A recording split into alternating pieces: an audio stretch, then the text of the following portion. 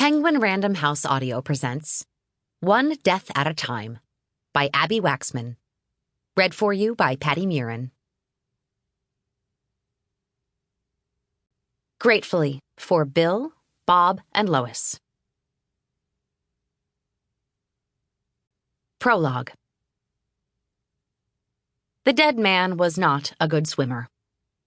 Julia Mann had been sitting on the beveled pool edge for several minutes, propped on her palms, her legs in the water. She wasn't certain how long she'd been sitting there, but the heels of her hands suddenly started to hurt in the way so many things in her life started to hurt.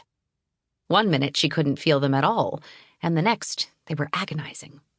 Hands, head, heart, all the same. Feel nothing, harpoon through the chest.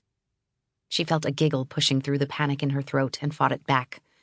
She lifted her hands and curled them, little pieces of dirt and tile dropping into the water, leaving tiny divots she tried to press out against her thighs.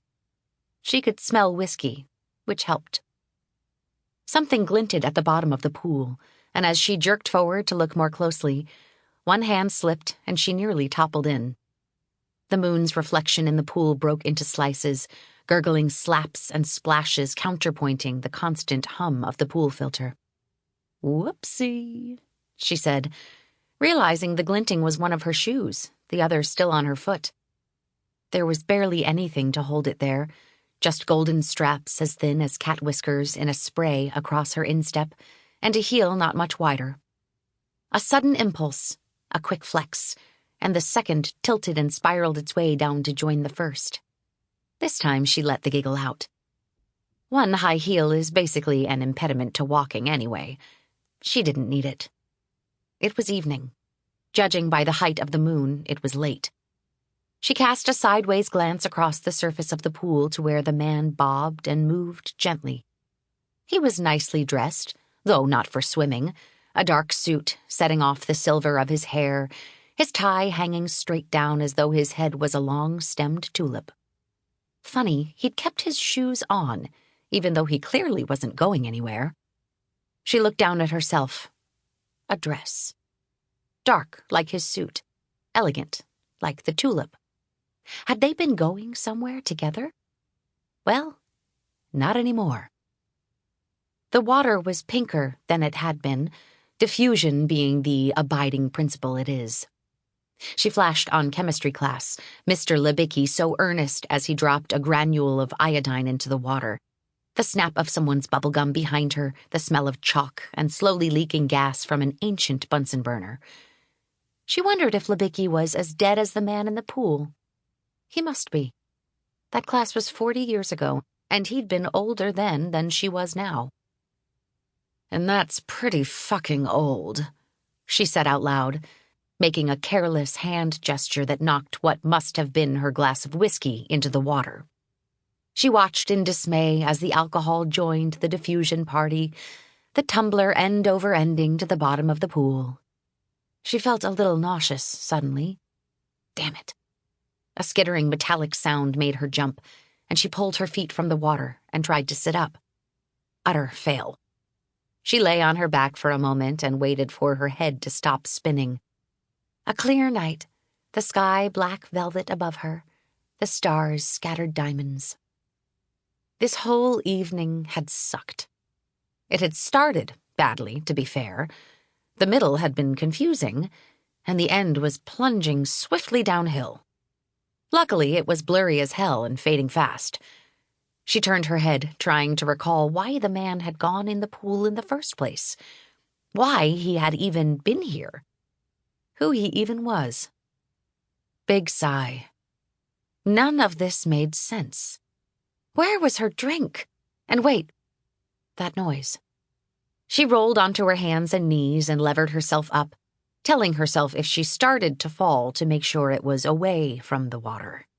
Smart cookie, Julia, always one step ahead. Reality was trying to tell her something, but she didn't want to hear it. She got to her feet, which was more of a performance than she normally would have tolerated, her skin clammy, her feet slipping on the tile.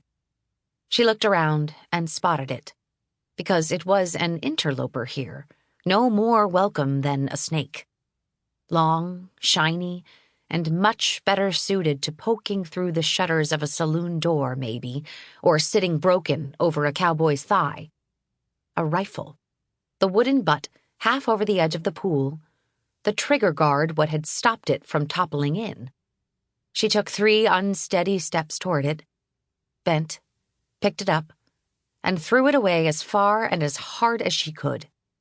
It spun end over end, just as her shoe had. She made a satisfied noise, then felt it die in her throat. That was a mistake. She shouldn't have done that. She looked again at the man floating in the pool. Had she done that, too? Black clouds of confusion swept back across her memory, and she looked in her empty hand for the drink she swore blind she'd been holding not 2 seconds ago. No glass. No whiskey. She turned and looked again at the body floating in the water. Maybe he was looking for her drink. He'd been looking for a while. Then she turned away and started to run. 1.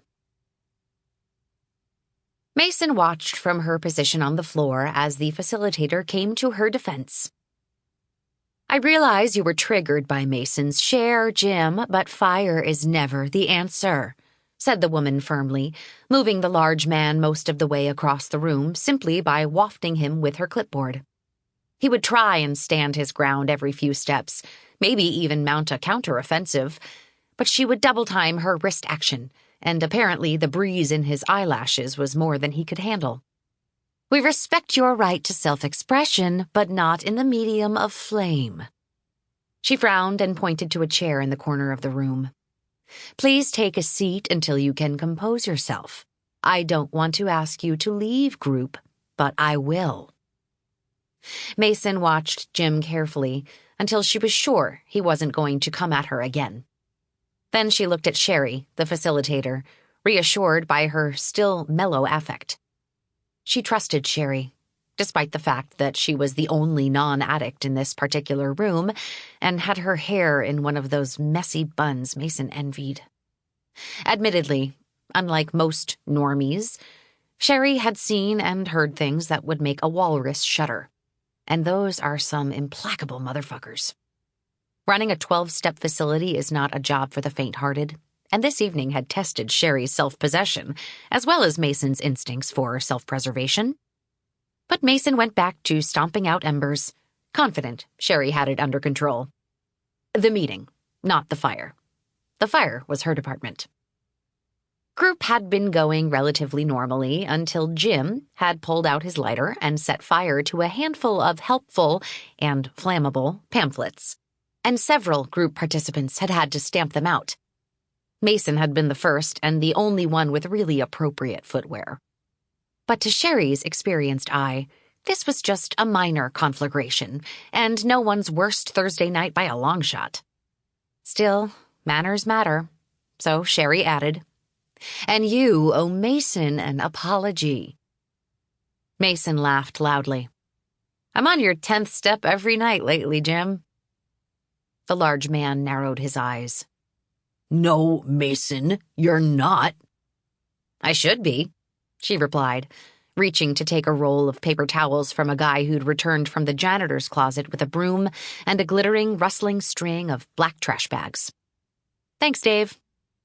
Dave nodded but said nothing. He was a man of deep thoughts but few words. "Well, you're not," Jim said again, truculently. For a sober person, someone in recovery, a 10th step is a daily list of things that might have been better left unsaid, things better left undone, and things you might want to say sorry for. Jim wasn't a big apologizer, and his daily inventory was usually just a list of people he wanted to punch in the ear. He'd been lying. Mason made that list almost every day. Natasha Mason was an unusually pretty woman of 25, with extremely short hair and striking features that might have been overwhelming had they been paired with a more elaborate hairstyle. It wasn't her looks that rubbed Jim the wrong way. It was every other thing about her. He narrowed his eyes and watched her squat down with a wad of... Sample complete. Ready to continue?